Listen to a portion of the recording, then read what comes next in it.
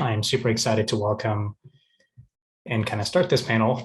We're going to talk about Web3 native business opportunities. There's a lot of stuff that we've already talked about that is possible with this new business ideas to just new ways to think about using these protocols or just various protocols together. But what we want to do is focus on the ability to honestly just think about what is a on-chain company look like, or the future of managing businesses on-chain look like. So for this amazing panel, I have four amazing panelists. I have Christophe from Request Network, Tarun from CoinShift, Julien from Unlock Protocol, and Mike from Superfluid. So we'll bring them all on stage and get started. So welcome, everybody. Good to see a lot of familiar faces. Hello. And before we dig in, I'm going to do the very boring thing, which is I'll have each of you introduce yourself, just so that for the audience who doesn't know what you are doing, they get some context. So maybe starting with Mike, we'd love to know who you are, what you do, and then we'll just go next with Julien and Christophe. Thank you, Kartik. It's a pleasure to see you again after all this time working with Youth Global. I'm Mike, or Michele. I am one of the co-founders of Superfluid. I had the pleasure to meet Francesco and Miao, my co-founders, almost 2 years ago now, and build this kind of platform that allows value to be transferred in real time on chain with EVM networks so far. Amazing. Julien? Hi, I'm Julien. I'm the CEO and founder at Unlock, a company that's trying to build, or that actually has built, a protocol for memberships, an easy way for creators, brands, communities of any kind to mint their own membership contract and then sell NFTs in the form of membership cards. And these NFTs have an expiration date, which enables recurring revenues for businesses and creators. So, hey everyone, pretty excited to be here. I'm Tarun, founder and CEO of CoinShift. So we simplify crypto treasury management for DAOs and Web3 companies. So started out last year, and yeah, I think pretty excited to be here. And my turn. Hello, everyone. Christophe Lassuyt. I'm an ex-CFO and I'm CEO and co-founder at Request Finance. And basically, Request Finance is doing invoicing and payments in digital currencies. And we have plans to launch a Superfluid integration next month. Amazing. Well, so it looks like some alpha has already been dropped, but we'll get started with our first kind of very obvious question, which is, it's definitely a trick question, but do we see actually businesses happening on chain, or is it just speculation and people just trading NFTs and putting money in DeFi and yield? I'll just kind of open it up. Anybody wants to take the first stab, we'll kind of go in. Yeah, yeah, I can start. Yes, the answer is yes. There is some business happening on chain. Just for CoinShift, there's like 80 million, but Tarun will speak about that. For Request Finance, we've processed invoices for more than 200 million so far. And so this is basically happening from our point of view for bill payments, expense reimbursements, and salary payments. And basically the companies who are doing that kind of business, there are of three different types. So the first one is crypto native companies and DAOs. Second one is basically professional services like lawyers, marketing agencies, software development companies. And the third one is more Web2 companies transitioning to Web3. Oh, amazing. Anyone else want to add something to this? And if not, I have more. Yeah, just to add on it, and all the categories I think Christophe like mentioned, definitely like a lot of our users actually use Request Network as well. So it's a combination of invoicing, core payments, mass payouts, a lot of things. So all the categories are definitely there, and third party sort of reimbursements and all those things are really going on. So a lot of crypto native companies, and the good trend is like there are some companies which use us, like they just want to accept payment from overseas, right? And they just want like a non-custodial kind of solution so that they have like full control, like how they should manage it. So they also are looking to really expand through on-chain sort of payments and acceptance, right? So it's like a new sort of set of market which is coming. I would even go, it. I mean, further in the consumer world, where we're also seeing, we've unlocked a bunch of creators basically monetizing with their audience and their fans, and people are paying to access their content or access their communities. One thing that I think some of you have experienced is tickets to conferences. A lot of Web3 events are now selling tickets through Unlock, and these are consumer, people paying to access something. So yes, there is some business happening. Definitely, I mean, defer to the other guys, Christophe and Tarun, on the business side of things, but we're also seeing that on the consumer side of things, which is really, really exciting. Yeah, and I would add even that what we are speaking about, basically activities that is happening on chain for businesses, are resilient operations. So meaning it's not really depending on the market direction. So whether there's a bull or bear market, it's fine. It's growing anyway. So I think I'm speaking for all of us. No, Yeah, it's trend we're actually, what we have seen at Superfluid is that, last year or the years before, there was a lot more of this DeFi summer vibes or, NFT speculation. But as the teams that operate in this industry start to grow and get funded and start building, essential pieces of the infrastructure that powers all these services, well, guess what? They have to pay salaries and raise invoices, and you have B2B value transfer, but also B2C value transfer. So it's interesting to look at the blockchain industry as something that is also robust over time and not just as fragile as market price is. So I guess that anyone here had that experience over the last year or so, and it's good to kind of dive into that. I don't know if you guys have seen any trends in this direction. Like, have you seen more business happening on chain? Everyone's talking about, is this the year of the DAO? Is this the year of on-chain payments? What do you think about it? That's a great question, but it's definitely the year where the builders are basically standing out and standing on top. So the big builders, exactly what, like you were saying, Michele, the ones, the companies which have funding, whether it's a DAO, a crypto native company, or a startup from more the Web2 world. But what we are seeing is that they are, even the Web2 companies, they transition to Web3 for efficiency, like Tarun was saying earlier. And this is something that's going to stay for very long. And I think what also happened is, like, I think in the last sort of, if we call this market a bear market, I would say in the last sort of bear, we were not having like, boom of like really USDC or stable crypto coins, right? And all the VCs or investors have like money majorly in BTC or ETH. And that's why, all the companies were not able to raise like specifically in a stable sort of form. And that is, it is highly coupled the growth of robust infrastructure and into the speculation or other things, right? But the last few years, it just, highly decoupled from that. And that's why, like, two people just come to ETH Global's like hackathon and they can raise money. That was not happening before, and they can raise in stables and they can literally, run like a proper business on chain. And once that is, exponentially growing, I think that is like a tremendous sort of movement in this sort of business on-chain business native operations, right?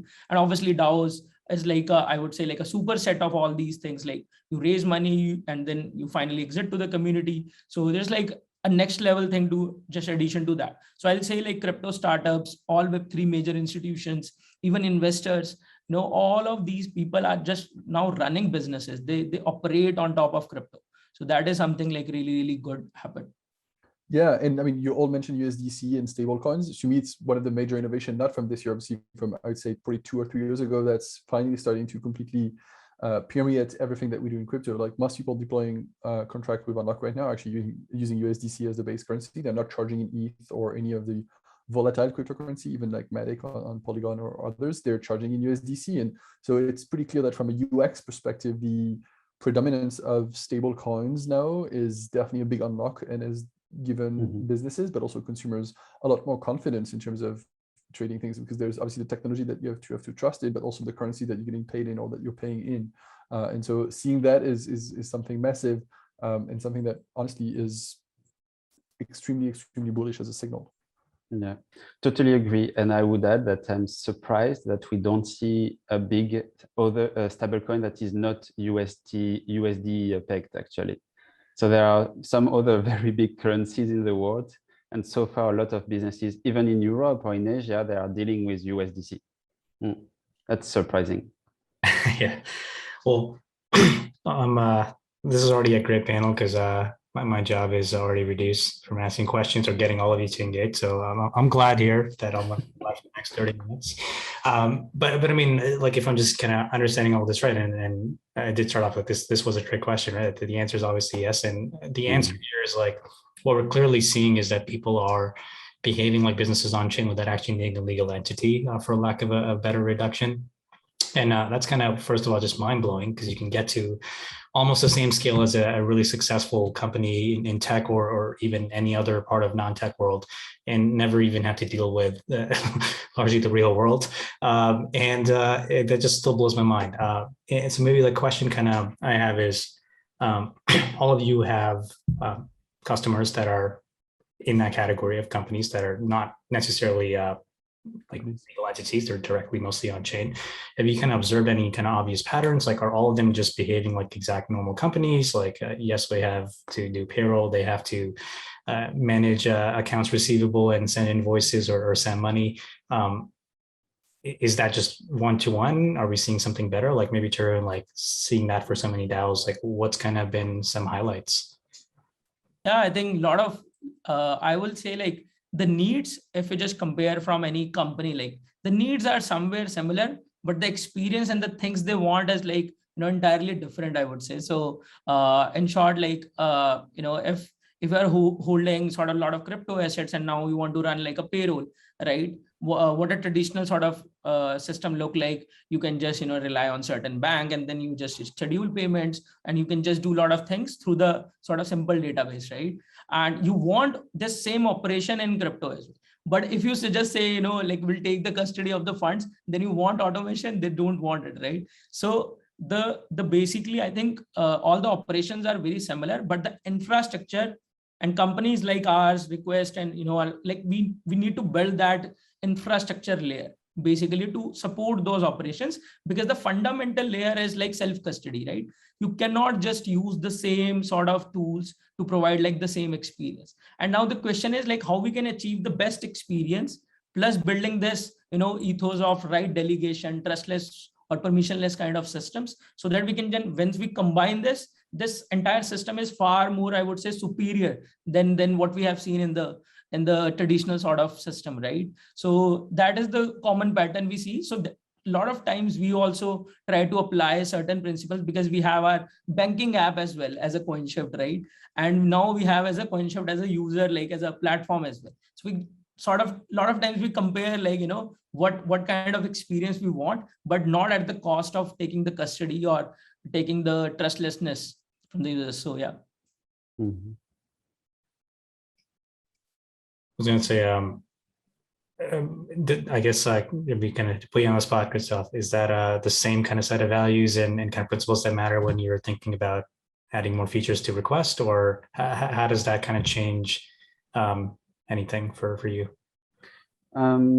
No, I'd say, so basically how request finance works is you raise an invoice and you get paid on a wallet, but you can get paid on a wallet that is a custodial or non-custodial, you decide. Then the one who is making the payment so far, he's paying from a non-custodial wallet. So right now the integration that we've got is, for example, integration with a Gnosis Safe.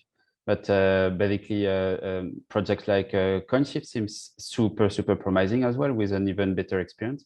So basically, I would say I'm a bit agnostic whether most of the future users are gonna do some self-custody. But the way I'm thinking about it for myself is I would not do 100% of one or the other. So basically, I don't know, like 50-50, or like trust some custodial services a little bit and also trust the non-custodial wallet.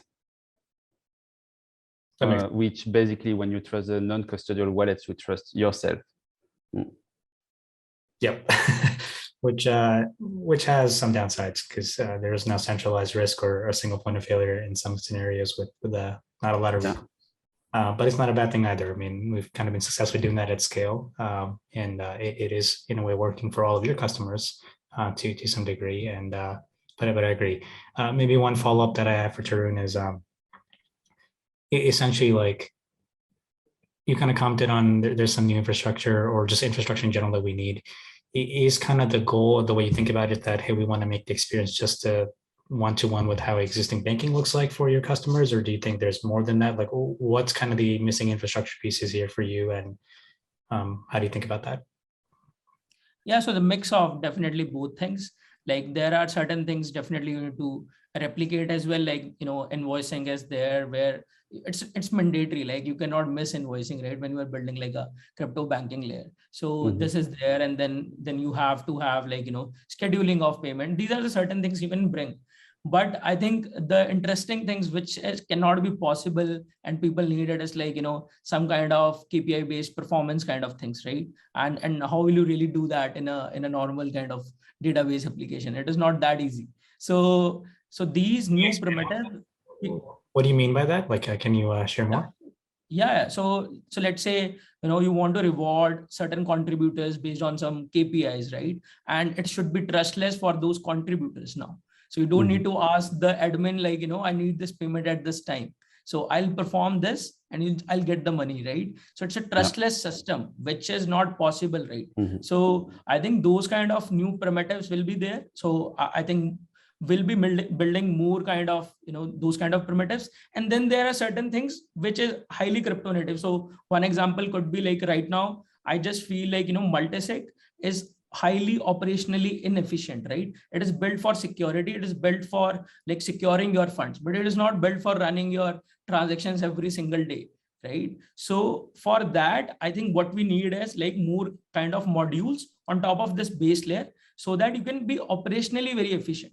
And that is something like new kind of things you can do, like scoping out certain call data operations technically, right? Like this person can execute only these operations through multisig or some kind of delegation. So these kind of modules will be required and it is entirely new, right? So yeah.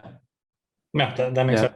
And to confirm what Tarun was saying, no, I'd add that basically, I think we're saying the same thing, but basically we can add workflows to how the money is sent to whom, and even in which conditions. And basically the smart contract is allowing us to do that. So we could apply a smart contract together combined with Superfluid, for example, for streaming of payments, where basically there's total transparency and there is a trustless system for the workers, the builders, the creators to get paid in a very transparent setup. So if I take an example in the Web2 industry, basically when the client pays and a sales guy gets a bonus, basically all this could be automated. If the client pays the bill, then the sales guys get a percentage. All this is automated, transparent. It's a clear workflow and it's managed by smart contracts. And this does not exist yet, but I think we are building the first pillars. So step by step, we're gonna go there. Amazing. I do want to give the other speakers a chance too. So what I'm hearing is, I don't know, I just meant like there's a lot more that I think we can add on to this thing. So it's a really interesting topic. So we're essentially, we're starting off with, okay, let's try to get the basic building blocks of running a business on chain up and going from what we already understand how any normal company would do. So you got stuff like invoicing, you got basic kind of payments, scheduling, managing payroll, and just kind of money flowing in and out. Those are simple building blocks that everybody needs. And it's great that it's non-custodial, but also it's fine if sometimes it's custodial because you can have the best of both worlds on where the asset is coming from.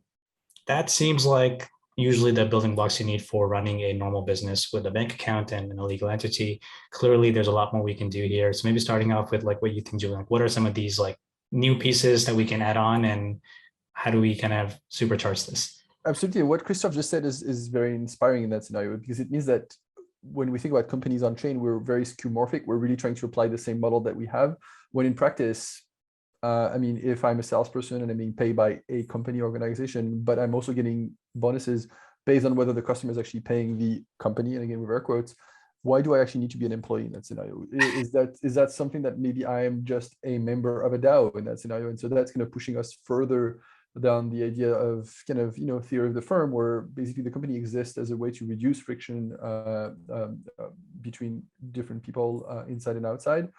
when actually the chain itself is the thing that actually reduces a lot of that friction. And right now, if I'm a salesperson, I need to believe or need to trust that yes, the customer is going to pay the company, and then the accounting inside the company is going to report that to the HR team that's going to pay me. Well, if this is all on chain, actually there's no need for me to get that information from the HR team. There's no need for the accounting team to actually report this thing. I can, as an employee, be immediately paid when indeed the customer pays for the product. So that's, to me, one of the things that I'm excited about, is like we're going to move beyond these kind of skeuomorphic phase where we're just rebuilding the same models of off-chain companies and organizations to on-chain, and realizing that a lot of these is just craft that we don't need anymore. And so that's going to reduce friction and kind of make things much smoother and much easier down the line. How does Unlock fit into this equation for, Yeah, so the way we think a lot about these things is like Unlock itself is a protocol for memberships, and we think that many businesses eventually will have a membership. So in that framing, maybe we're more like a 2.5 model in that scenario, where it's like we're still the same existing companies, the same media organization, the same creators, but they actually want to start thinking about, okay, what is it to have a membership as a core business model versus just a transactional one? So for media businesses, that means that I get a membership and I access some of the content. I don't actually necessarily pay per article. I don't necessarily pay in the form of ads per article, because like the ad is a transactional thing where I pay with my eyeballs in that scenario, but I move into a different status where, okay, now I'm a member of that organization. We also are chatting with a bunch of consumer goods product. We're thinking, it's very, very hard to do customer acquisition, but customer retention actually is something that can be improved a ton of times by having memberships as the core model. And so we all know that Amazon Prime is a very good example of this, where, if you're a member of Amazon, you're more likely, Amazon Prime, should I say, you're more likely to actually use them to ship your next good, because you're kind of this sunk cost analogy where, sunk cost system where you've already paid for the membership. Why would you go some other store to get free shipping because you get it from them right away?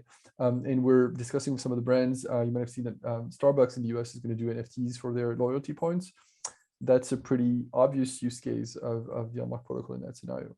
Yeah, and also a perfect example of what membership looks like in general, right? And I think fundamentally, like, in a way, employment is a way to think about memberships. It's exactly right. You can imply, and we're seeing a bunch of DAOs actually use Unlock for their memberships, where instead of being kind of how much you own of the governance tokens, that you have one and you pay every month, and the fact that you become a member of that community gives you access to certain benefits and maybe the right to actually represent the company in kind of sales deals, for example, in that scenario. Yeah, and actually similarly, even benefits could be memberships, right? Like you can get all these various perks, even if you're employed in a different form or just directly on chain. And exactly right. Yes.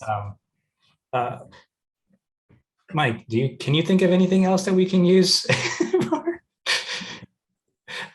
Well, quite a few actually. I love what you said, Julien, about this idea of moving beyond the skeuomorphic, phase of crypto, where we try just to mimic what is existing in TradFi.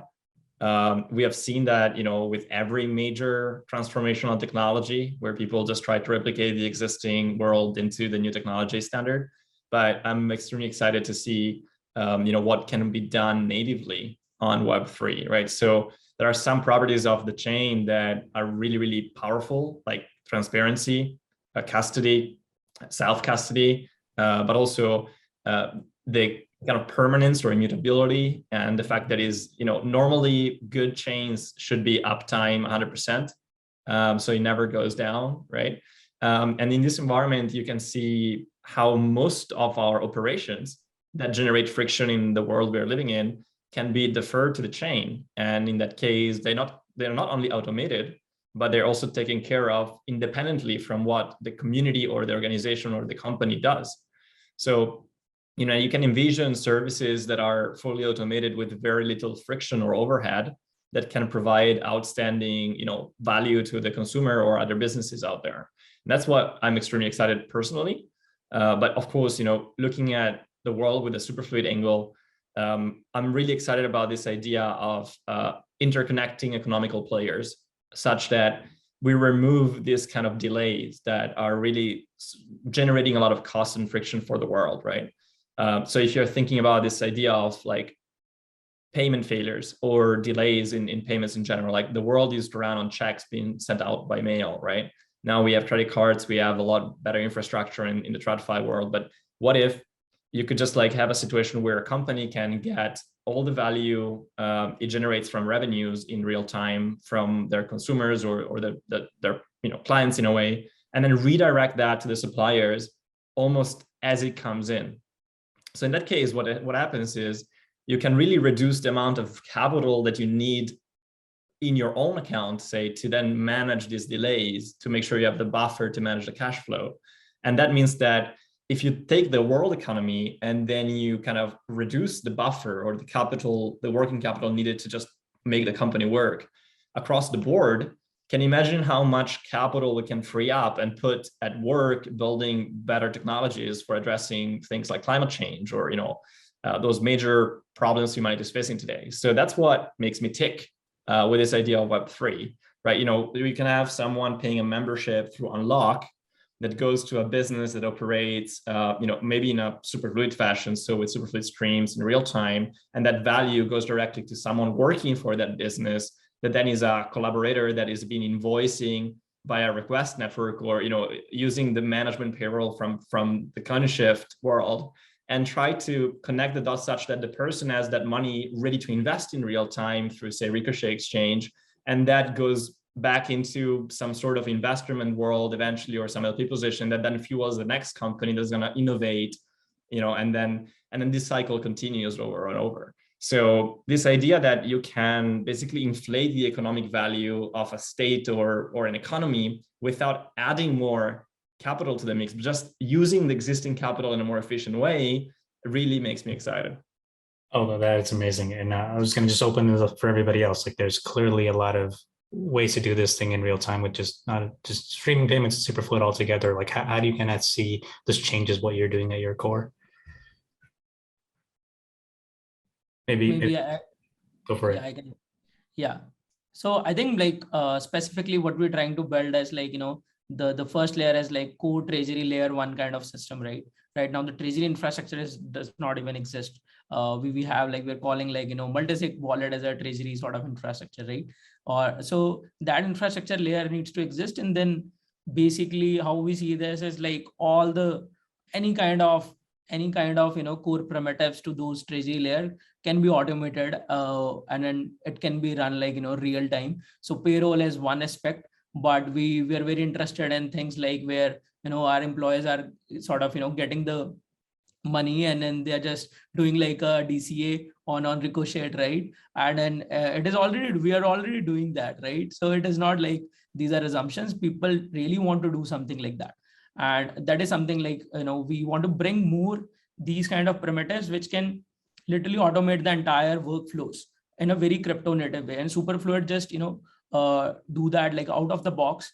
And only what I would love to add on top of it is the entire experience of interacting with the current system is not that great right now, and we just want to make it really seamless, so that from even the DAO admin side or the delegate side, it should be super seamless to manage the flow rate, editing the flow rate, or they can just come for the right operation. Otherwise, as Mike was saying, they shouldn't be worried about any other thing, right?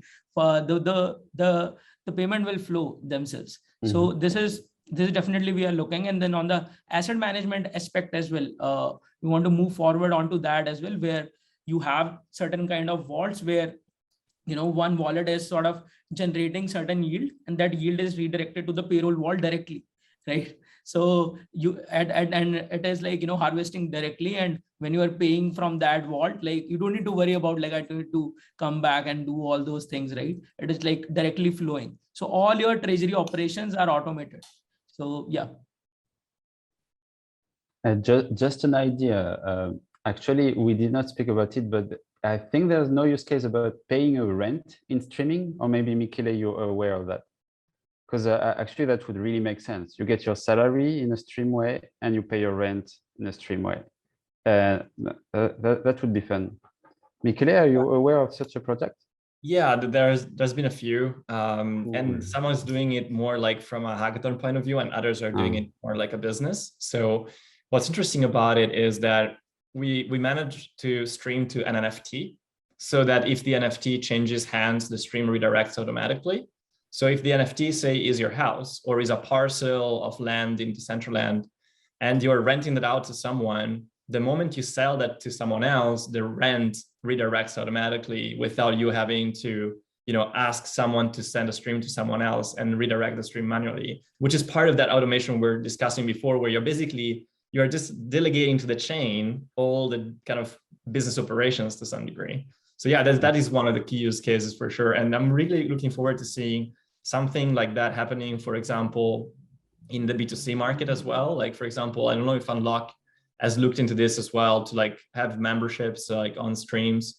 I think we were talking about it, and you and Francesco were talking about it as well, but that would be amazing to see. And yeah, I'm just looking forward. I think there's an ongoing project of integrating the both, where basically you're right, like as long as you pay, you've got the membership, and the minute the stream ends, the membership expires basically, which I think is a very, very brilliant integration.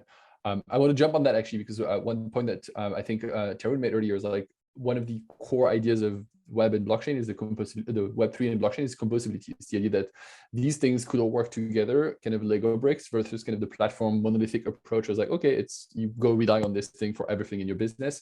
I think businesses have realized, like, when it comes to kind of digital at this point, they're very, very reliant on a very small number of actors. Like if you sell goods online, well, you know what, your ads are all driven by Google and Facebook, and then your shipping might actually be all powered by Amazon. And these things are scary when it comes to doing businesses. Like you really don't want to have this much reliance on a small number of actors. And one of the opportunities of Web3 in many ways is to actually say, no, you don't have to rely on platforms like this. You can be using open protocol. Superfluid is a good example of this. And what's I think even beyond that is like, not only you can use these open protocols that would not be kind of rugged under your feet if things change, but also you can collectively manage them and co-own them, and which is kind of also kind of a very novel aspect. Like I know a lot of businesses that are, selling things through Amazon or through Facebook really want to have a say on the product roadmap of these companies and say, no, you Facebook, this new kind of way you approach pages is not the right way. We're gonna struggle with this. At this point, this is very much kind of impossible. Like basically every business that relies on these platforms is at the mercy of these platforms. But with Web3 and protocols, not only they're using open things, decentralized things that are immutable, or at least have a clear mutability path, basically, but also they could collectively own them, which I think is even one step beyond and one step further. Absolutely. I was going to say we're getting a couple comments and questions from the audience too. So if you have any other questions for our speaker, please just type them in the chat, and we'll be able to ask them here. No, it's a really, really good point too, because I feel like in addition to seeing, in a way, the basic building blocks being offered on chain, like you're essentially, what you're doing is you get to play with the granularity, right? Like if I want to send a wire or some deposit, there's usually a minimum required. When you do paychecks, they do every 2 weeks or every month.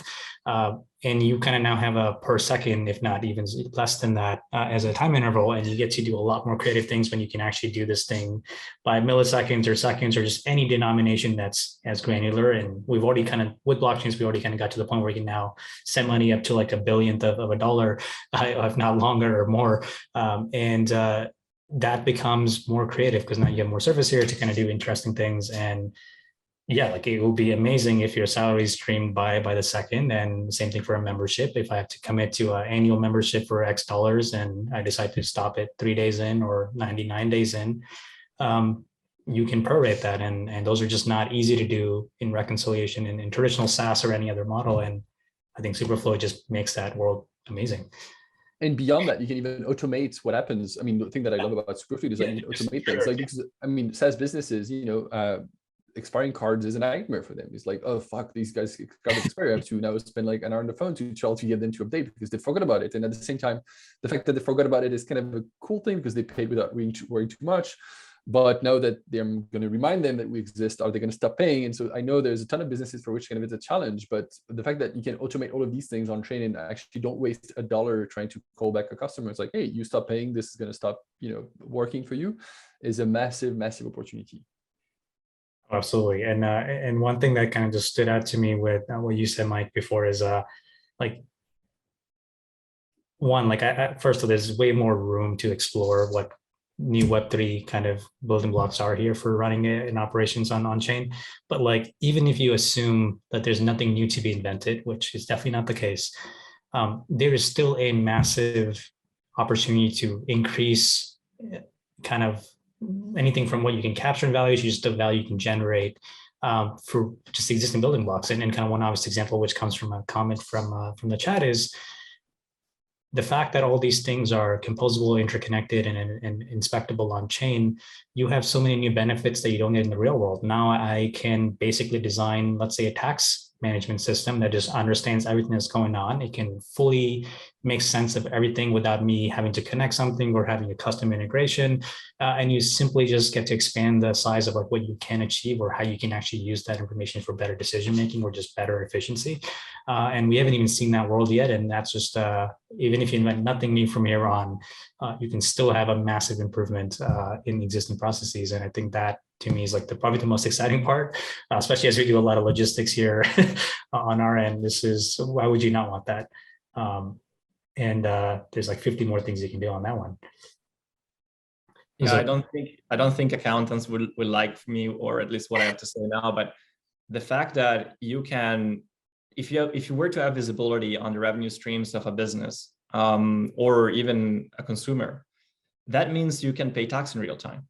And that the amount you are going to pay tax is very transparent. So I can imagine how governments would love the opportunity to charge taxes in real time, for example, on a stream, so that part of your business operations are transferring directly to the government, with the downside of them to have to be transparent as well, in a way, right? So that makes it fairer for everybody. Now there's no real cheating, but then all the information is available. And I guess the public can make better decisions because of the visibility they get.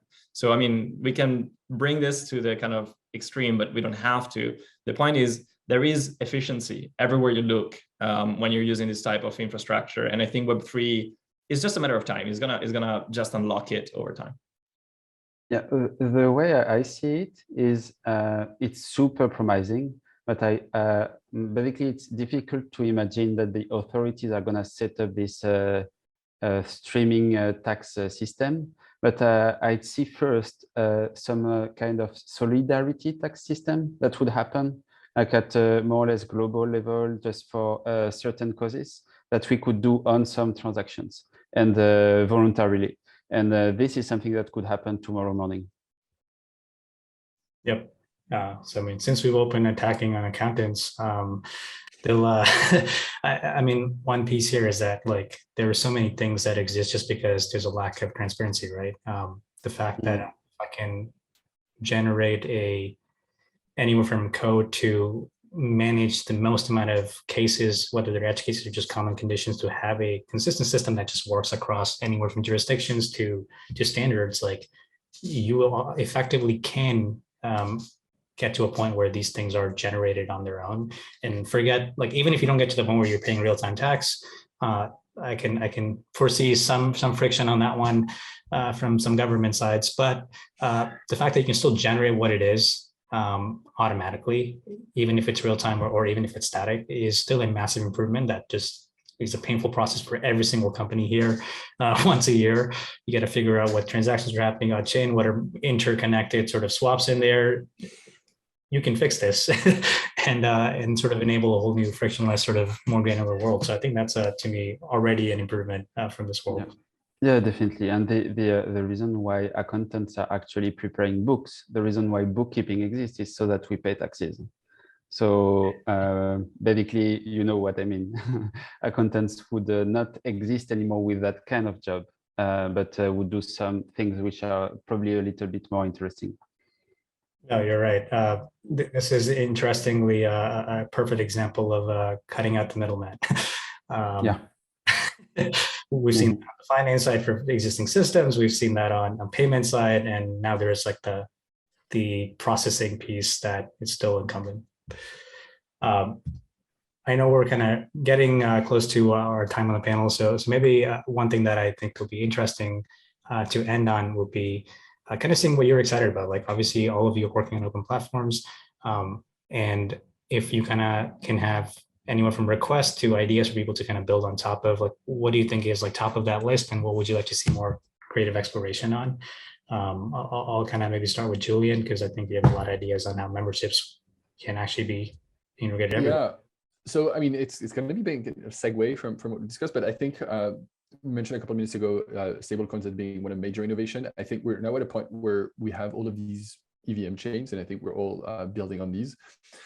I know the bridge topic is a contentious one, but I think it's also very, very hard for end users and businesses to at some point manage, 5, 6, 7, 8 balances of tokens across different chains. And so thinking about a world that would be abstracting away some of the complexity of being on multiple EVM chains, where as a user, I start a stream from one chain and I know the stream is going to go through a bridge onto something else, wherever that something else is something that I'm really, really excited to see. I know there's a ton of teams that are working on this, but for me, that's the next big unlock in the ecosystem. It's like, how can we actually work? How can our protocol abstract away the complexity of a multi-chain world? And I think it's going to be through protocol specific bridges rather than kind of agnostic bridges, and hopefully we'll see that happening in the next few months. And so if you guys are working on anything fun on that front, please reach out to us. We'd love to hear about this. Amazing. Tarun, do you have anything you want to add? I think 100% aligned with like Julien. We just feel like a lot of our customer base is just setting up accounts on different chains for specific reasons. Maybe they're moving their protocol there, they have a lot of treasury assets there, right? And the most friction is like they can't between multisig, like they can't between the money between multisigs in a very seamless way, right? It's very painful. So we are also sort of looking for these kind of solutions which can work out of the box. And I think like protocol based sort of right efficient sort of bridges will make a lot of sense for us. And front end like SAR like can integrate in a very seamless. So I'm pretty excited on that. But one other thing I'm pretty excited is definitely on the layer 2 of specifically on Ethereum, because previously like we all know like other than Ethereum, it was very difficult to really trust any other sort of chain where you can just park some funds, right, with the security of Ethereum. So I think the major DeFi is growing in the layer 2s. And that is something like, we are very, very excited about to grow. Maybe we'll build a protocol specifically on layer 2, right? And just like, Superfluid did that. So it is really, really, appealing to us. I'm very excited. No, absolutely. Christophe, I'll let you go next, and then. Yeah, just in a few words, I'd say basically there are many innovative solutions, many opportunities of things that we can integrate. And there are many others that we could create and that we don't have yet. But if we can have a next step where the next tools and the next apps that we build are actually about execution, making them happen. So for example, build on top of Superfluid, build on top of the great projects which already exist, and make them happen and help the Web2 economy to convert to Web3, that would be really nice. And further innovation can happen a little bit later. That would be fine. Yeah, you're right. I think like there's a we've kind of essentially been talking about just how do we exist and just do everything in Web3 side, but there's a clear argument there's a much bigger world that we need to move to Web3 to be able to do these things efficiently on chain with new features. And that's a really good point that was missed. And when I'm just kind of processing what Julien and Tarun said, you're effectively talking about having different currency bank accounts, which is still a problem even in the real world side. Even if it's the same asset existing on different chain, behaves like a secondary account in a different currency, and you have different properties there that you have to deal with. And I don't think you solve that at all in the Web2 world or in the banking world. So I actually am personally excited for that to just be solved, where we just have a all-in-all solution that just doesn't let us spend any mental brain power on thinking about where it's coming from. We'll end with Mike. I'll let you kind of share your thoughts there too. Yeah, I was just wanted to say that what you just said is something that Tarun is addressing with this ability to manage multiple safe and also multiple networks with their new V2. So that's very exciting, and we want to try to use it as well, see how it was. For me, I'm really excited about all the building blocks needed to power a real Web3 native economy coming together.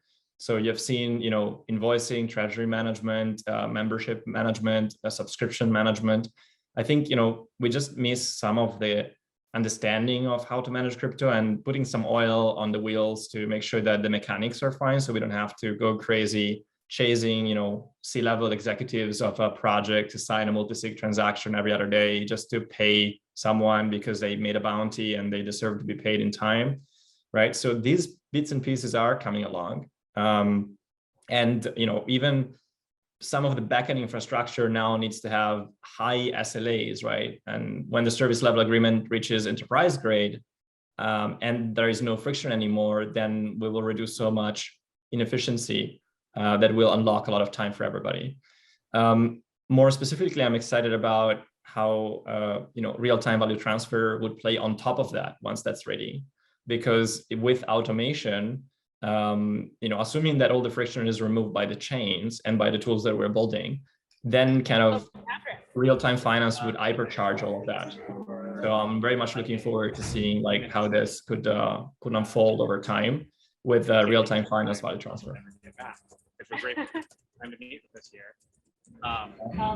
No problem at all. It's like I am myself on one of the live streams. Okay. No, I mean, that makes total sense. And if anything, I think Superfluid sort of reduces that friction with, in a way, having a more optimistic, we go ahead with that. And if something is not right, you get to sort of put a pause on that instead of taking anywhere from the full penalty to going through the decision if it needs to be reversed or stopped. So hopefully that was super informative for everybody else on the audience side. And if anything, I'm just gotten more excited about running a whole company without having a legal entity, and I can't wait for more building blocks to exist so we can really think about that world just being our default.